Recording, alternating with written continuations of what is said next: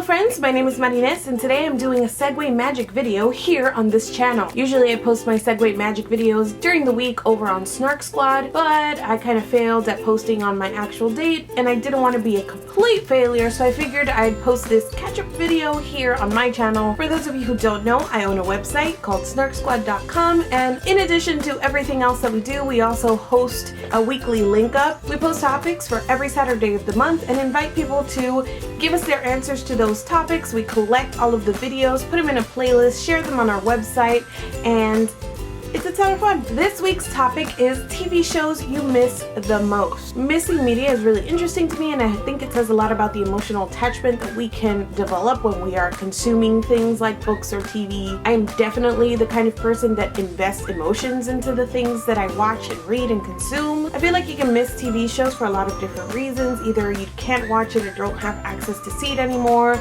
there aren't new episodes, maybe the thing is still going on, but it's not in the same way that you started it, or it's not the same experience for you, or you don't like where it's headed, so even though it still exists, you miss what it was. Also applies to people sometimes. But anyways, these are the TV shows that I miss the most. Of the couple of videos that have been posted already and that I've seen, 2 of the 3 that I have on this list have already been mentioned. Number 1 is Firefly. That is absolutely available to me for rewatching, but I feel like anybody that watches and likes that show will instantly end it missing it because there was no sense of satisfaction. Even with the movie, there's just like a feeling that you were robbed time with these characters, and that is so pervasive that even now I miss the show. Just like I could turn on an episode right now and I'd still be missing it because I feel like it is so incomplete.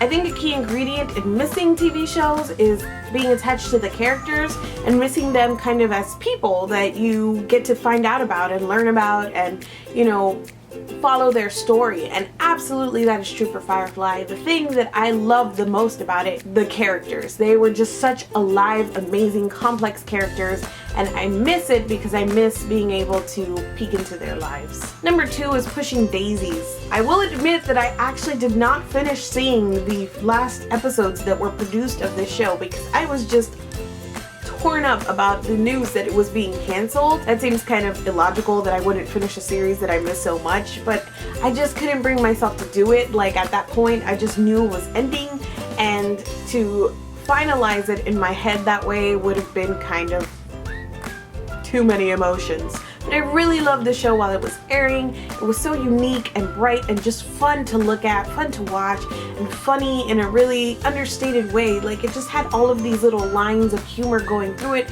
from the visual things to the story, and the song sometimes was perfection.